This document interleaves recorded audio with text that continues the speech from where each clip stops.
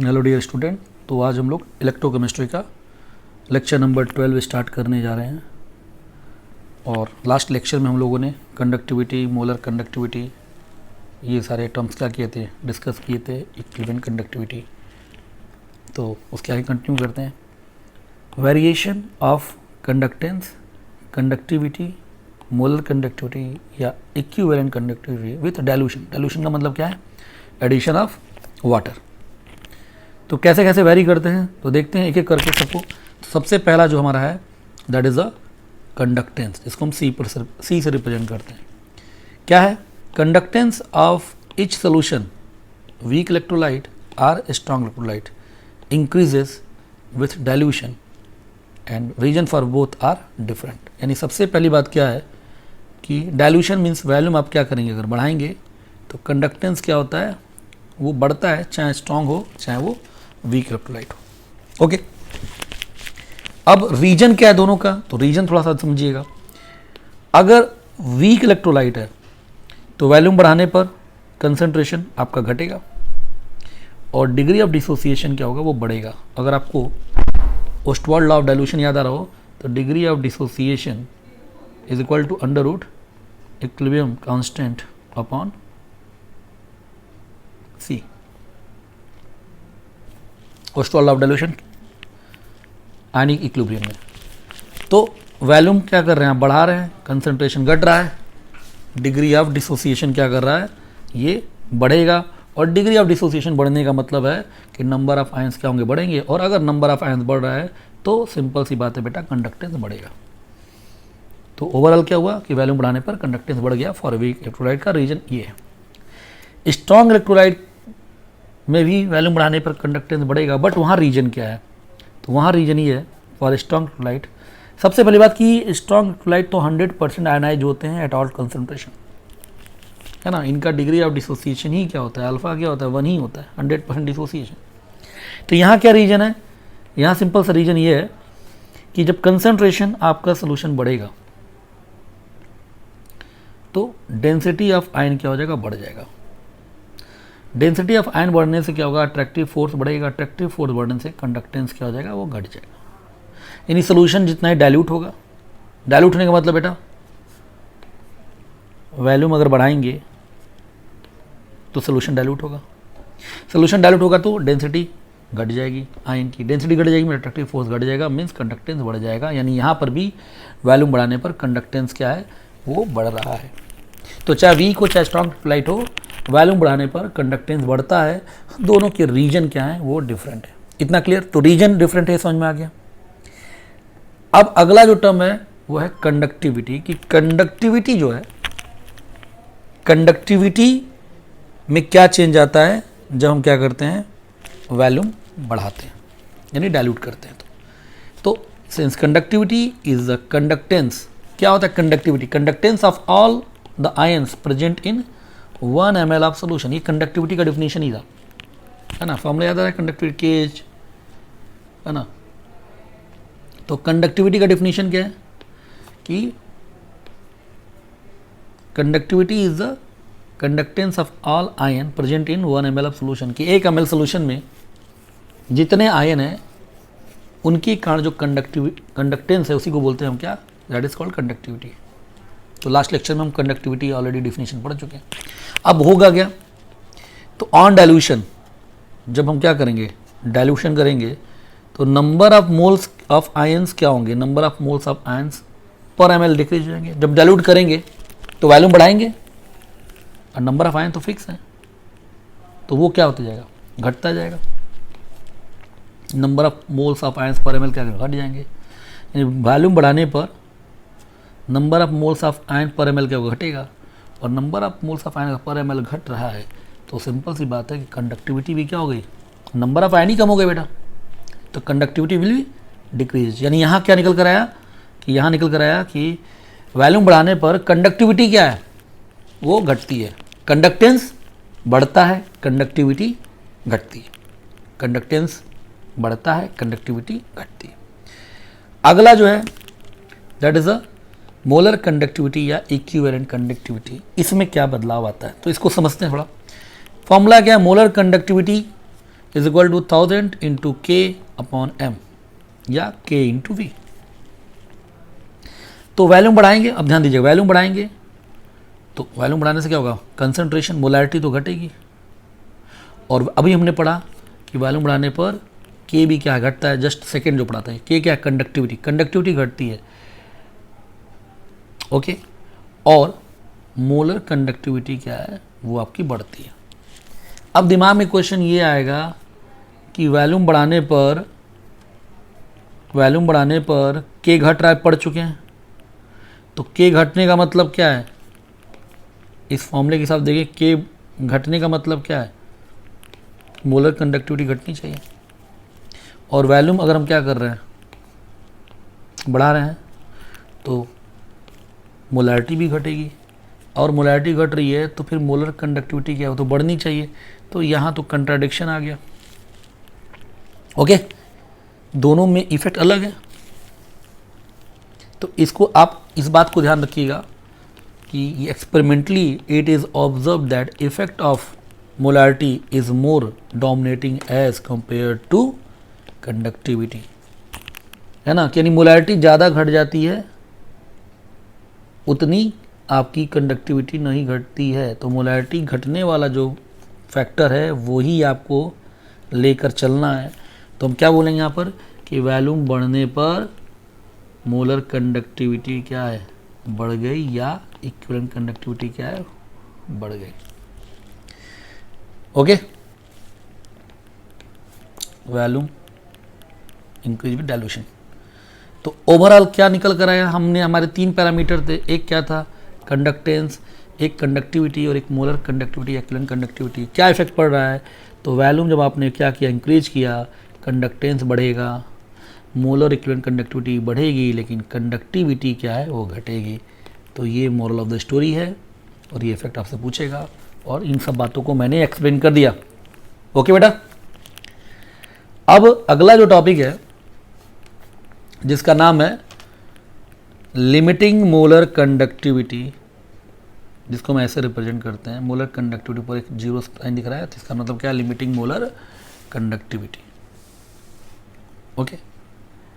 तो limiting molar conductivity क्या होती है कि molar conductivity eight infinite dilution is called limiting molar conductivity. कि इनफाइनाइट डाइल्यूशन में मोलर कंडक्टिविटी क्या कहलाती है, लिमिटिंग मोलर कंडक्टिविटी, ठीक है ना। और it is a maximum possible conductivity by ion, यानी किसी भी आयन की इससे ज़्यादा कंडक्टिविटी हो ही नहीं सकती है, तो ठीक है ना। तो ये इसे बोलते हैं लिमिटिंग मोलर कंडक्टिविटी। यानी कि जब आपने क्या किया, वैल्यूम बढ़ा रहे हैं, तो अभी आपने पढ़ा कि मोलर कंडक्टिविटी बढ़ती है, या इक्विवेलेंट कंडक्टिविटी क्या है, बढ़ती है, अभी पढ़ा हमने ऊपर। और वैल्यूम बढ़ाते बढ़ाते मान लीजिए कि क्या कर दिए, इनफाइनाइट कर दिए। तो इनफाइनाइट मतलब क्या होगा, वैल्यूम मैक्सिमम हो गया, तो उस वक्त जो कंडक्टिविटी होगी वो मैक्सिमम होगी, तो वही कंडक्टिविटी क्या कहलाती है, इसको रिप्रेजेंट करते हैं, that is called limiting molar conductivity या इक्विवेलेंट, लिमिटिंग इक्विवेलेंट कंडक्टिविटी। तो ये जो है, ये सिंबल क्या है, दिस इज मोलर कंडक्टिविटी, और ये क्या है, this is limiting molar conductivity. ये इक्विवेलेंट कंडक्टिविटी है, क्या है, लिमिटिंग इक्विवेलेंट कंडक्टिविटी। तो लिमिटिंग इक्विवेलेंट कंडक्टिविटी क्या है, that is the maximum possible conductivity by the ion. इससे ज़्यादा कंडक्टिविटी किसी आयन की नहीं हो सकती है। यहाँ तक समझ में आ गई बेटा, ओके। अब हम बात करते हैं क्या, कि that is a variation of molar conductivity with concentration for strong electrolyte. अभी हमने पढ़ा कि वैल्यूम बढ़ाएंगे तो कंसंट्रेशन घटेगा, दैट इज कंसंट्रेशन, और वैल्यूम बढ़ाने पर कंसंट्रेशन घटेगा, और वैल्यूम बढ़ाने पर क्या होता है, मोलर कंडक्टिविटी बढ़ती है। यानी वैल्यूम बढ़ाने पर मोलर कंडक्टिविटी बढ़ती है, या यूँ बोली वैल्यूम बढ़ाने पर, कंसंट्रेशन घटाने पर मोलर कंडक्टिविटी बढ़ती है, ओके। तो ये जो ग्राफ है, हम ग्राफ देख रहे हैं, वेरिएशन कर रहे हैं for strong electrolyte, molar conductivity और अंडर रूट ऑफ कंसंट्रेशन के बीच में हम लोग ये ग्राफ ड्रा कर रहे हैं। तो ये ग्राफ है, ठीक है ना, और ये इक्वेशन है, इस इक्वेशन की ग्राफ है। Molar conductivity is equal to limiting molar conductivity और अंडर रूट, और बी आपका कांस्टेंट है। ओके, इस इक्वेशन को बोलते हैं Debye Huckel Onsager equation. और यहाँ पर देखिए इसके और रूट सी के बीच में क्या है, अंडर रूट ऑफ सी के बीच में एक ग्राफ बनाया गया। ओके, ग्राफ क्या है, तो बस ये आपको दिख रहा है लीनियर डिक्रीजिंग ग्राफ है। तो जब कंसंट्रेशन जीरो होगा या वॉल्यूम इन्फानाइट, वॉल्यूम क्या होगा जब इन्फानाइट, तो कंसंट्रेशन क्या होगा जीरो। तो उस केस में ये देखिएगा लिमिटिंग मोलर कंडक्टिविटी, और लीनियर क्या आपका डिक्रीजिंग है, तो ये देखिए लीनियर डिक्रीजिंग ग्राफ है ना। कंसंट्रेशन बढ़ाने पर मोलर कंडक्टिविटी घटेगी। तो देखिए कंसंट्रेशन बढ़ रहा है, ये बढ़ रहा है, तो मोलर कंडक्टिविटी आपकी क्या हो रही है, देखिए घट रही है। तो ये ग्राफ हो गया। तो ये ऐसा ग्राफ है, अगर मोलर कंडक्टिविटी और रूट ऑफ कंसंट्रेशन के बीच में ऐसा ग्राफ है, तो किसका ग्राफ है बेटा, ये स्ट्रॉन्ग इलेक्ट्रोलाइट का ग्राफ है। कोई दिक्कत? ओके, और ये y इंटरसेप्ट पे जो वैल्यू है, ये वैल्यू किसकी होती है, तो ये होती है लिमिटिंग मोलर कंडक्टिविटी की वैल्यू होती है उस स्ट्रॉन्ग इलेक्ट्रोलाइट की, जहाँ कंसंट्रेशन क्या होता है, जीरो होता है। ओके, तो ये ग्राफ किसका है, ये ग्राफ कैसे बना हुआ है, तो यही जो इक्वेशन आपके सामने है, दिख रहा नहीं, इसी इक्वेशन का क्या है, ये ग्राफ बना है। तो वैल्यूम बढ़ाने पर कंसंट्रेशन घटेगा, मोलर कंडक्टिविटी बढ़ेगी। ओके, और ये जो लिमिटिंग मोलर कंडक्टिविटी और molar conductivity eight infinite dilution है, Debye Huckel Onsager equation, और इसी का हमने ग्राफ बना रखा है, जिसमें से ये जो बी है, ये बी जो है, ये बी क्या है, constant of solvent which takes account viscosity and dielectric constant. तो बी क्या है, सॉल्वेंट का क्या है, कांस्टेंट है। तो आपसे ये पूछेगा किसका ग्राफ है, तो स्ट्रॉन्ग इलेक्ट्रोलाइट का ये ग्राफ है। यहाँ तक समझ में आ गया?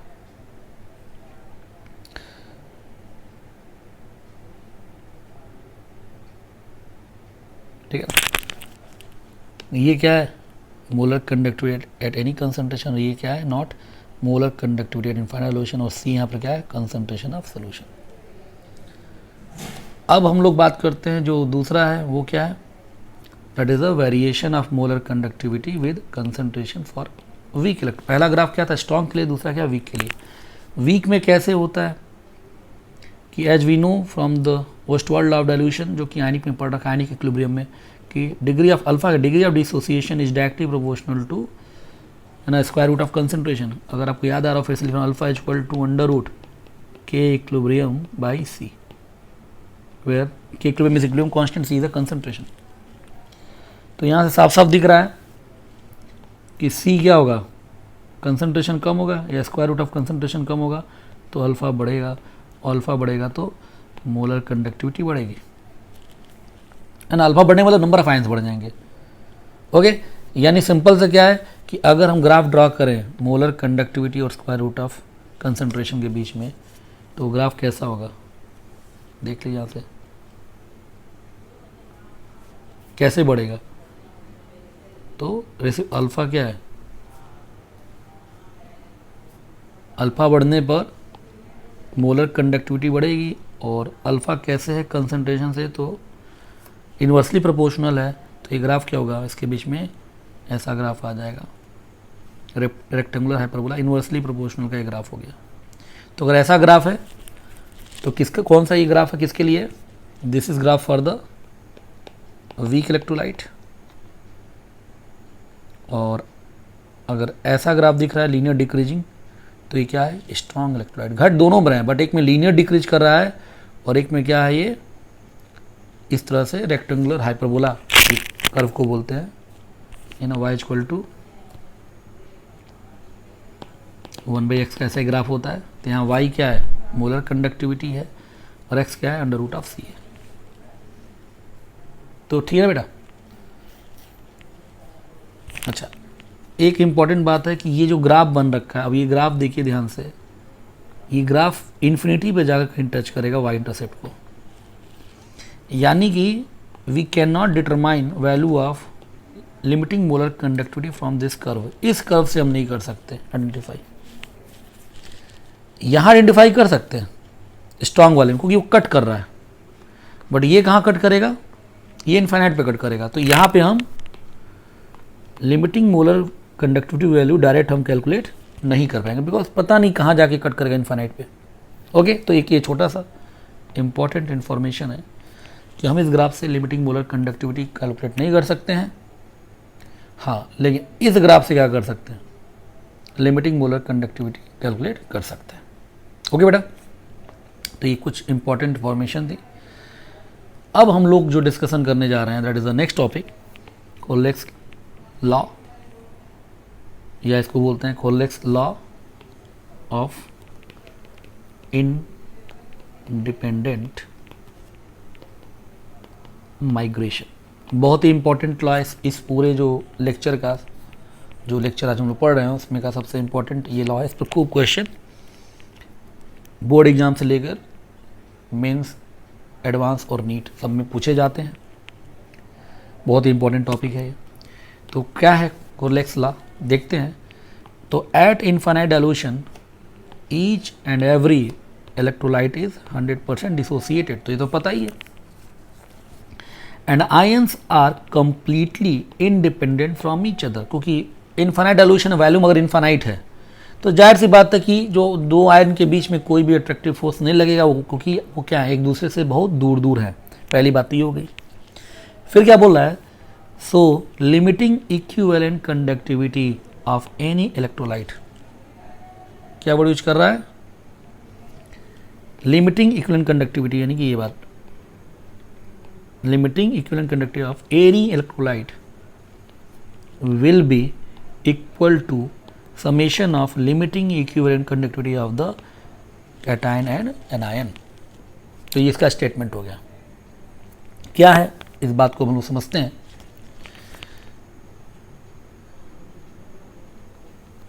कि अगर मान लीजिए आपने NaCl लिया सॉल्ट, तो NaCl की जो इक्विवेलेंट कंडक्टिविटी होगी, limiting equivalent conductivity of NaCl must be equal to limiting equivalent conductivity of Na plus limiting equivalent conductivity of Cl minus। ये इस बात का मतलब हुआ। ओके, अब मान लीजिए कि आपने AlCl3 ले लिया, तो क्या लिखेंगे, limiting equivalent conductivity of AlCl3 is equal to, क्या क्या आयन है बेटा इसमें, तो एक Al+3 है और Cl माइनस, ये दो आयन है। तो क्या होगा, equivalent conductivity of cation Al+3 and anion Cl minus, है ना। नंबर से ये नहीं कि यहाँ पे 3 से मल्टीप्लाई है, इक्विवेलेंट कंडक्टिविटी को हम डायरेक्ट सम कर सकते हैं। या मान लीजिए कि हमने लिख दिया Na2SO4, तो क्या आयन है, एक तो Na+ है और एक क्या है, सल्फेट है। क्या लिखेंगे, limiting equivalent conductivity of total salt Na2SO4 is equal to limiting equivalent conductivity of Na+ और प्लस एनायन क्या है बेटा, तो सल्फेट। समझ में आ गया। तो ऐसा नहीं है कि यहाँ पर ये 2 Na+ होगा तो आप यहाँ क्या कर दें, इसको 2 से मल्टीप्लाई कर दें, ऐसा नहीं करना है, ये काम आपको नहीं करना है। बात समझ में आ रही है।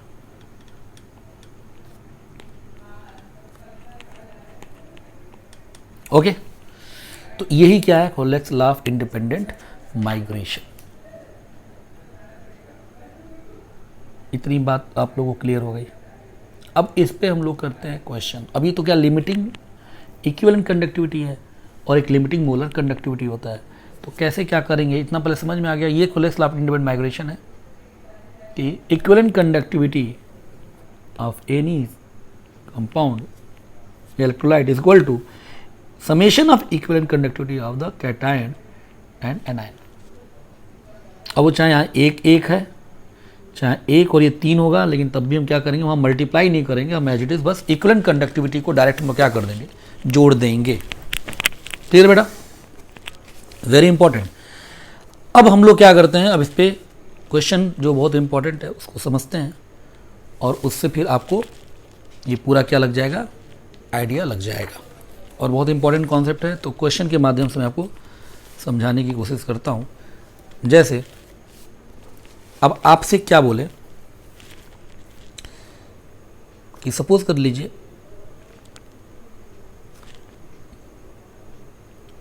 दे रहा है कि equivalent conductivity of Na plus is x,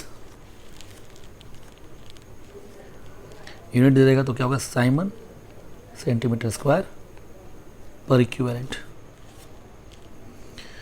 और equivalent conductivity of sulphate ion क्या दे दिया, y siemens centimetre square per equivalent, ये दिया है। तो बोला है कैलकुलेट पहला molar conductivity of Na plus, दूसरा मोलर कंडक्टिविटी ऑफ सल्फेट, तीसरा इक्विवेलेंट कंडक्टिविटी ऑफ Na2SO4। ठीक है, और चौथा मोलर कंडक्टिविटी ऑफ Na2SO4। ये 4 चीज़ें पूछ रहा आपसे। ओके, सॉल्व करते हैं हम लोग। तो एक फार्मूला है जो हमने पढ़ा था, क्या याद आ रहा हो तो, कि मोलर है ना, molar conductivity upon equivalent conductivity is equal to n factor. पिछले लेक्चर में हम लोग पढ़ाते हैं formula, molar conductivity upon equivalent conductivity equal to n factor. तो हमें यहाँ पर इक्विवेलेंट कंडक्टिविटी दे रखा है और क्या पूछ रहा है, मोलर। तो क्या कर देंगे बेटा यहाँ पर, व्हाट इज मोलर कंडक्टिविटी, तो इक्विवेलेंट कंडक्टिविटी इनटू मतलब इनटू n फैक्टर। अच्छा, n फैक्टर निकालना भी आपको, इक्विवेलेंट कंडक्टिविटी कितनी है बेटा, इसकी x है Na प्लस की, और n फैक्टर क्या होगा, Na प्लस का n फैक्टर क्या होगा, तो कितना चार्ज है 1, तो इंटू 1। Na प्लस का n फैक्टर कितना होगा 1, तो व्हाट इज आंसर, x ही रहेगा साइमन सेंटीमीटर स्क्वायर, इसकी यूनिट क्या होगी, पर मोल। अब सल्फेट का, तो इक्विवेलेंट कंडक्टिविटी तो y है, तो y, और n फैक्टर कितना होगा सल्फेट का, तो कितना चार्ज है -2 यानी कि 2, वो कितना जाएगा 2y साइमन सेंटीमीटर स्क्वायर पर मोल। ठीक है ना, तो सल्फेट का equivalent conductivity is y, but molar conductivity is 2y। Okay, अब अगला क्वेश्चन क्या है कि इक्विवेलेंट कंडक्टिविटी ऑफ Na2SO4 पूरे सॉल्ट का, तो क्या लिखेंगे, equivalent conductivity of Na plus plus equivalent conductivity of sulphate. Na plus का कितना है, x है, और उसका कितना है y है, तो x प्लस y, और equivalent conductivity what is unit, Simon centimetre square per equivalent. अब मोलर कंडक्टिविटी पूछ रहा है पूरे सॉल्ट का, तो ये बताइए पूरे सॉल्ट का कैसे निकालेंगे, तो क्या होगा, इक्विवेलेंट कंडक्टिविटी ऑफ सॉल्ट क्या है, Na2SO4 into n factor of salt. समझ में आ रहा है। अब इक्विवेलेंट कंडक्टिविटी कितना है, that is x plus y of salt, x plus y. What is n factor of this salt, अब इसका n फैक्टर क्या होगा, तो साल्ट का n फैक्टर मैंने कैसे निकालना है, तो Na पे प्लस चार्ज पर सल्फेट चार्ज, मैंने क्या बताया था अभी, net positive net negative, net positive भी 2 है नेट निगेटिव भी 2 है, तो n फैक्टर कितना होगा 2, तो इंटू 2 यानी उत्तर क्या होगा 2x प्लस 2y, और यूनिट क्या होगी साइमन सेंटीमीटर स्क्वायर पर मोल। क्लियर बेटा?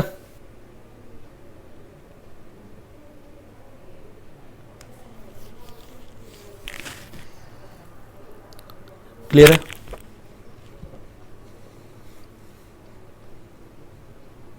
ओके। और मोलर कंडक्टिविटी निकालने का तो सिंपल तरीका, और एक और तरीका है, अगर जब मोलर कंडक्टिविटी लिखा है, जैसे अगर मैं लिख रहा हूं इक्विवेलेंट कंडक्टिविटी ऑफ Na2SO4, अभी क्वेश्चन सॉल्व हो गया, इसको मैं समझा रहा एक और बात। तो आप कैसे लिखोगे? Equivalent conductivity of Na plus equivalent conductivity of sulphate. लेकिन अगर मोलर कंडक्टिविटी ऑफ Na2SO4 है और molar conductivity of Na plus पता हो और मोलर कंडक्टिविटी ऑफ सल्फेट पता हो, तब कैसे लिखेंगे? तो जब मोलर कंडक्टिविटी की टर्म में लिखते हैं तब नंबर ऑफ आयन हमारे लिए इंपॉर्टेंट होता है। यहाँ पे 2 Na है तो यहाँ 2 से मल्टीप्लाई करना पड़ेगा, एक सल्फेट एक से मल्टीप्लाई, तो ये लिखेंगे। तो ये रिलेशन लिखना समझ में आ गया। अब देखिए उत्तर इस फॉर्मूले से भी मैं वही लाऊंगा, आप देख लीजिए यहां पर।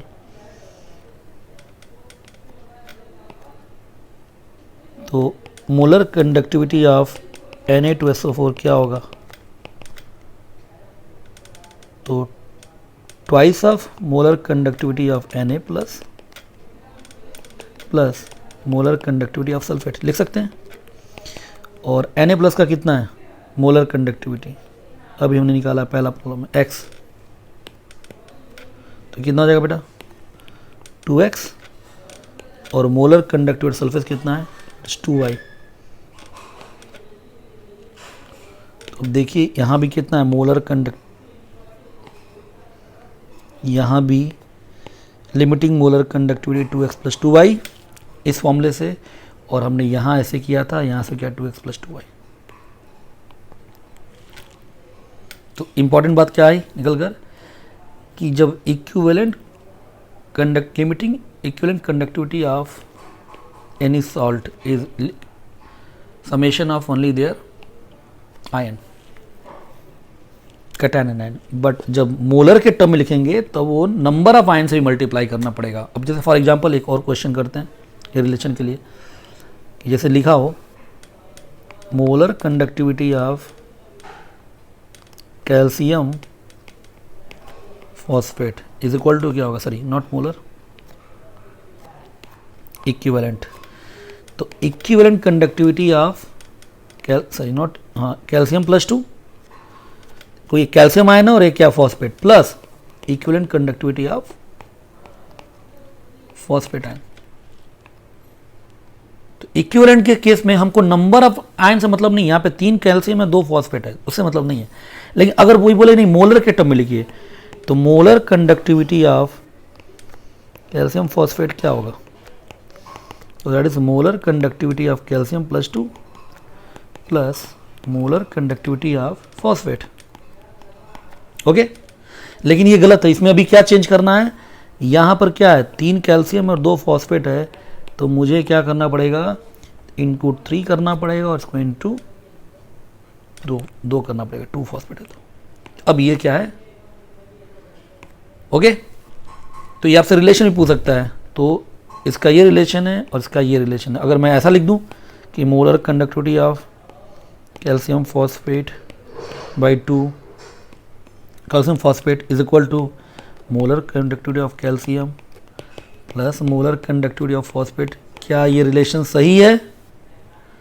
आप बोलोगे नहीं ये रिलेशन क्या गलत है।